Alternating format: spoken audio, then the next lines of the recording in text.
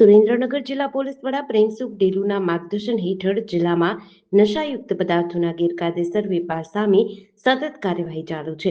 જે અંતર્ગત Limbdi DYSP VM રબારીના માર્ગદર્શન હેઠળ સાયલા પોલીસ મથકના ઇન્ચાર્જ પોલીસ ઇન્સ્પેક્ટર એને ડાભીને બાતમી મળી હતી કે સાયલાના કરશનપરા વિસ્તારમાં રહેતા ગોપાલભાઈ જેઠાભાઈ સભાણીએ પોતાની વાડીમાં ગેરકાયદેસર સૂકો ગાંજો છુપાવી રાખ્યો છે.